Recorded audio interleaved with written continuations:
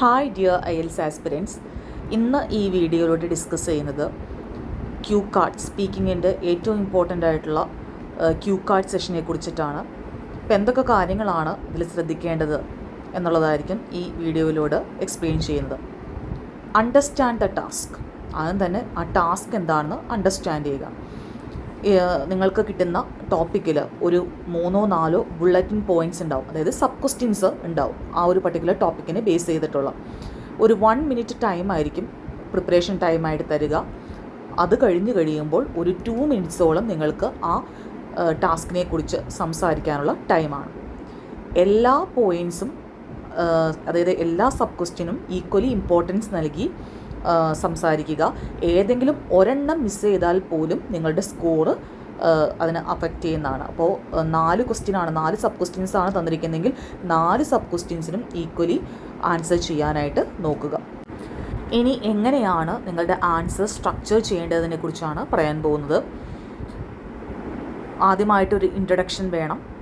നിങ്ങൾ എന്ത് ടോപ്പിക്കിനെ കുറിച്ചാണ് സംസാരിക്കാൻ പോകുന്നത്. അപ്പോൾ ഫോർ എക്സാമ്പിൾ നിങ്ങൾക്ക് നിങ്ങളുടെ ഒരു നൈബറിനെ കുറിച്ചാണ് ഒരു ടോപ്പിക് കിട്ടിയിരിക്കുന്നത്, സംസാരിക്കാൻ കിട്ടിയിരിക്കുന്നതെങ്കിൽ I want to talk about my neighbour എന്ന് പറഞ്ഞിട്ട് ആ നൈബറിൻ്റെ പേര് കൊടുക്കാവുന്നതാണ്. അതുപോലെ തന്നെ ഈച്ച് ബുള്ളറ്റിൻ പോയിൻറ്റ്സിനെ കുറിച്ചും നിങ്ങൾ കൃത്യമായിട്ട് പറഞ്ഞിരിക്കണം. അഡ്ജക്റ്റീവ്സ് യൂസ് ചെയ്യാൻ ശ്രമിക്കുക. അതുപോലെ തന്നെ നിങ്ങളുടെ പേഴ്സണൽ എക്സ്പീരിയൻസസ് ഷെയർ ചെയ്യാനായിട്ട് നോക്കുക. എന്നാൽ മാത്രമേ ആ ഒരു ടൈം നമുക്ക് ഒന്ന് എക്സ്പ്ലെയിൻ ചെയ്ത് അല്ലെങ്കിൽ ആ ഒരു ഇലാബറേറ്റ് ചെയ്ത് പോകാൻ പറ്റത്തുള്ളൂ. ഫോർ എക്സാമ്പിളായിട്ട് she is a retired teacher and loves growing plants. She grows flowers, vegetables and herbs. അപ്പോൾ ഈ നൈബറിനെ കുറിച്ച് പറയുമ്പോൾ നൈബർ ആരാണ്? റിട്ടയർഡ് ടീച്ചറാണ്. അവർക്ക് ഇഷ്ടം എന്താണ്? പ്ലാന്റ്സ് ഗ്രോ ചെയ്യാനായിട്ട് ഇഷ്ടമാണ്, ഫ്ലവേഴ്സ് ഗ്രോ ചെയ്യാനായിട്ട് ഇഷ്ടമാണ്. ഫ്ലവേഴ്സ്, പ്ലാന്റ്സ്, വെജിറ്റബിൾസ്, ഹെർബ്സ് ഇതൊക്കെ ഗ്രോ ചെയ്യാനായിട്ട് അവർക്ക് ഇഷ്ടമാണ്, അതൊക്കെ വളർത്താനായിട്ട് ഇഷ്ടമാണ് എന്നുള്ള കാര്യം അവിടെ ഡീറ്റെയിൽസ് കൊടുക്കുക. ഇനി നിങ്ങളുടെ ഒപ്പീനിയൻ എക്സ്പ്ലെയിൻ ചെയ്യുക എന്നുള്ളതാണ് അടുത്ത ടാസ്ക്. ഇപ്പോൾ ആ നൈബറെ കുറിച്ച് തന്നെ പറയുകയാണെങ്കിൽ ഫോർ എക്സാമ്പിളായിട്ട് I think she likes gardening because it makes her happy and relaxed. അതല്ലെങ്കിൽ I believe she likes gardening because it makes her happy and relax. ഞാൻ ഐ തിങ്കിന് പകരം ഏതൊക്കെ ഓൾട്ടർനേറ്റീവ് ഫ്രേസസ് യൂസ് ചെയ്യാമെന്നുള്ള വീഡിയോ ഓൾറെഡി ഫോർവേഡ് ചെയ്തിട്ടുണ്ട്. അത് കൃത്യമായിട്ട് കണ്ടു നോക്കുക. എന്നിട്ട് ഓൾട്ടർനേറ്റീവ് ഫ്രേസസ് യൂസ് ചെയ്യാനായിട്ട് ശ്രമിക്കുക. അപ്പോൾ ഞാൻ വിചാരിക്കുന്ന അവർക്ക് ഗാർഡനിങ് ഇഷ്ടമാകാനുള്ള കാരണം അവർക്കത് അതുമൂലം എന്താണ് ഹാപ്പിയും ഒരു റിലാക്സേഷനൊക്കെയാണ് നൽകുന്നത്. അതുകൊണ്ടാണ് അവർക്കത് ഗാർഡനിങ് ഇഷ്ടമാകാനുള്ള കാരണമെന്നാണ് ഞാൻ വിശ്വസിക്കുന്നത്. അപ്പോൾ നിങ്ങളുടെ ഒപ്പീനിയൻ അവിടെ പറഞ്ഞു കഴിഞ്ഞു. അതുപോലെ തന്നെ ക്ലോസിംഗ് ആയിട്ട് വളരെ നാച്ചുറലി നിങ്ങൾ ക്ലോസ് ചെയ്യുക. അത് ഓപ്ഷനിലാണ്, പക്ഷേ ഒരു എന്ത് കാര്യത്തിനും ഒരു ഇൻട്രഡക്ഷൻ എന്ന് പറയുന്ന പോലെ ഒരു കൺക്ലൂഷനും കൊടുക്കുന്ന ഒരു ക്ലോസിങ്ങും അപ്രോപ്രിയേറ്റ് കൊടുക്കുന്നത് വളരെ നല്ല കാര്യമാണ്. ഇപ്പോൾ ഫോർ എക്സാമ്പിളായിട്ട് her beautiful garden always inspires me whenever I visit.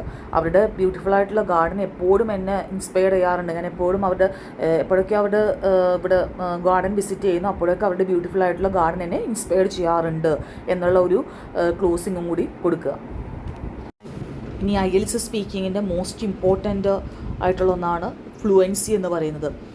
നിങ്ങൾ ഒരിക്കലും ഇത് കാണാപ്പാഠം പഠിച്ചു പോയിട്ട് അവിടെ മെമ്മറൈസ് ചെയ്യുന്ന പോലെ വേർഡ് ബൈ വേർഡായിട്ട് എക്സാമിനറിൻ്റെ മുമ്പിൽ പറയരുത്. അത് ഒരു അൺനാച്ചുറൽ ഫീലിംഗ് ആണ് ഉണ്ടാക്കുന്നത്. അപ്പോൾ ബാൻഡ് സ്കോർ വളരെയധികം താഴോട്ട് പോകാനായിട്ടും അത് കാരണമാകും. അപ്പോൾ അൺനാച്ചുറലായിട്ട് ഇങ്ങനെ മെമ്മറൈസ് ചെയ്ത് പറയരുത്. വളരെ കൃത്യമായിട്ടൊരു നാച്ചുറൽ ടോണിൽ വേണം പറയാനായിട്ട്.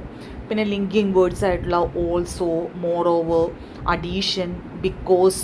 ഇപ്പോൾ എന്തെങ്കിലും എക്സാമ്പിൾസ് പറയുകയാണെങ്കിൽ ഫോർ എക്സാമ്പിൾ, ഫോർ ഇൻസ്റ്റൻസ് ഇതൊക്കെ യൂസ് ചെയ്യാവുന്നതാണ്.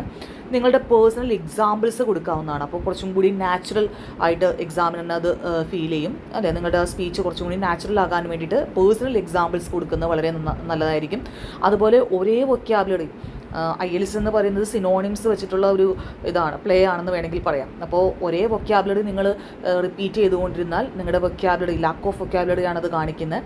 അപ്പോൾ അതുകൊണ്ട് സെയിം വേർഡ്സ് റിപ്പീറ്റ് ചെയ്യുന്നതിന് പകരം ഇപ്പോൾ ഫോർ ഇൻസ്റ്റൻസ് ആയിട്ട് പ്ലാന്റ്സിനെ നമുക്ക് ഹെർബ്സ് എന്ന് പറയാം, അല്ലെങ്കിൽ ഗ്രീനറി, ഗാർഡൻ, ഫ്ലവേഴ്സ്. അപ്പം അങ്ങനെയുള്ള ആ ഒരു ഗാർഡൻ ബേസ്ഡ് റിലേറ്റഡ് ആയിട്ടുള്ള കാര്യങ്ങൾ പറയുമ്പോൾ ഇങ്ങനത്തെയുള്ള വൊക്കാബുലറീസൊക്കെ കൂടുതലായിട്ട് ആഡ് ചെയ്യാനായിട്ട് ശ്രമിക്കുക. അതുപോലെ നിങ്ങൾ ഉപയോഗിക്കുന്ന ലാംഗ്വേജ് ആൻഡ് വൊക്കാബുലറി പ്രത്യേകം ശ്രദ്ധിക്കുക. ഡിസ്ക്രിപ്റ്റീവ് അഡ്ജക്റ്റീവ്സ് ഒക്കെ യൂസ് ചെയ്യാൻ ശ്രമിക്കുക. അതുപോലെ തന്നെ ഇഡിയോമാറ്റിക് എക്സ്പ്രഷൻസ്, ഇതൊക്കെ ഒരു പ്രത്യേക ക്ലാസ്സിൽ തന്നെ പറഞ്ഞിട്ടുള്ള കാര്യങ്ങളാണ്. ഇഡിയോമാറ്റിക് എക്സ്പ്രഷൻസ്, ഇഡിയംസ് നമ്മൾ ഒരുപാട് ഡിസ്കസ് ചെയ്തിട്ടുണ്ട്. അപ്പോൾ നിങ്ങളുടെ സ്പീക്കിങ്ങിൽ അത് വളരെ നാച്ചുറലായിട്ട്, അതല്ലാതെ ഒരു ആർട്ടിഫിഷ്യലായിട്ട് ഇഡിയം യൂസ് ചെയ്യരുത്. ആ ഒരു കോണ്ടെക്സ്റ്റിന് ആപ്റ്റായിട്ട് തോന്നുകയാണെങ്കിൽ ആ അപ്രോപ്രിയേറ്റ് ഇഡിയംസ് യൂസ് ചെയ്യാവുന്നതാണ്. ഇപ്പോൾ നമ്മുടെ നൈബറിനെ കുറിച്ച് പറയുകയാണെങ്കിൽ ഇഡിയോമാറ്റിക് എക്സ്പ്രഷൻ ആയിട്ടുള്ള ഗ്രീൻ ഫിംഗേഴ്സ് എന്ന് പറയുന്ന ആ ഒരു ഇഡിയം യൂസ് ചെയ്യാവുന്നതാണ്. ഗ്രീൻ ഫിംഗേഴ്സ് എന്ന് മീൻ ചെയ്യുന്ന വെരി ഗുഡ് അറ്റ് ഗാർഡനിങ്, അങ്ങനെയുള്ള ആളുകളെയാണ് ഗ്രീൻ ഫിംഗേഴ്സ് എന്ന് പറയുന്നത്. അതുപോലെ തന്നെ ഡിവോട്ടഡ് ടു, എവർ സിൻസ്, അതായത് അന്ന് മുതൽ. ഫോർ എക്സാമ്പിളായിട്ട് നമുക്ക് പറയുകയാണെങ്കിൽ ever since my neighbour retired she has spend most of her time gardening. അപ്പോൾ എന്ന് മുതലാണോ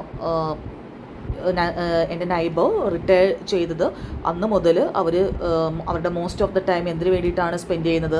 ഗാർഡനിങ്ങിന് വേണ്ടിയിട്ടാണ് സ്പെൻഡ് ചെയ്യുന്നത്. അപ്പോൾ എവർ സിൻസ് എന്നുള്ളത് കൊണ്ട് മീൻ ചെയ്യുന്ന അന്ന് മുതൽ. അപ്പം ഇങ്ങനെയുള്ള എക്സ്പ്രഷൻസ് യൂസ് ചെയ്യാവുന്നതാണ്. ലാസ്റ്റ് ബട്ട് നോട്ട് ലീസ്റ്റ്, ഏറ്റവും ഇമ്പോർട്ടൻ്റ് ആയിട്ടുള്ളൊരു കാര്യമാണ് ടൈമർ വെച്ച് പ്രാക്ടീസ് ചെയ്യുക എന്നുള്ളത്. അറിയാവുന്ന കാര്യമാണ്. നമുക്കൊരു 1 മിനിറ്റ് ആയിരിക്കും പ്രിപ്പറേഷൻ ടൈം കിട്ടുന്നത്. ആ സമയത്ത് നമ്മൾ വേഗം തന്നെ ആ ഒരു 1 മിനിറ്റ് ടൈം യൂട്ടിലൈസ് ചെയ്ത് ആ നോട്ട് ഉണ്ടാക്കുക.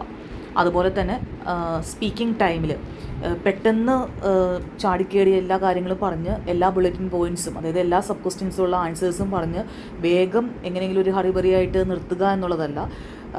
വളരെ നാച്ചുറലായിട്ട് സംസാരിക്കുക. എന്നാൽ ഭയങ്കര ഹറിബറിയായിട്ട് എന്നാൽ വേഗം നിർത്തുകയും അരുത്. ആ ഒരു 2 മിനിറ്റ്സ് കംപ്ലീറ്റ് ആയിട്ട് നന്നായിട്ട് സംസാരിക്കുക. അതുപോലെ പ്രാക്ടീസ് സെഷൻ്റെ സമയത്ത് നിങ്ങൾ റിയൽ എക്സാമിന് പോകുന്നതിന് മുമ്പായിട്ട് തന്നെ ഇങ്ങനെ സ്പീക്കിംഗ് ടെസ്റ്റുകൾ അല്ലെങ്കിൽ സ്പീക്കിംഗ് മോക്ക് ടെസ്റ്റുകളൊക്കെ അറ്റൻഡ് ചെയ്യുക. അതുപോലെ ഈ 2 മിനിറ്റ്സ് ഒരു പ്രിപ്പറേഷൻ ടൈം, ഒരു ടൈമർ വെച്ച് തന്നെ ഒരു 1 മിനിറ്റ് പ്രിപ്പറേഷൻ ടൈം അത് കൃത്യമായിട്ട് നോക്കുക. അതുപോലെ തന്നെ സ്പീക്കിങ്ങിനുള്ള ആ ഒരു 2 മിനിറ്റ്സ് ടൈം അത് കൃത്യമായിട്ട് ടൈമർ വെച്ച് തന്നെ സെറ്റ് ചെയ്തിട്ട് പ്രാക്ടീസ് ചെയ്യുക. അപ്പോൾ ഇങ്ങനെയുള്ള കാര്യങ്ങളെല്ലാം ശ്രദ്ധിച്ചു കഴിഞ്ഞാൽ നല്ല ബാൻഡ് സ്കോറിലോട്ട് സ്പീക്കിങ്ങിന് നിങ്ങൾക്ക് എത്താൻ സാധിക്കും. Thank you.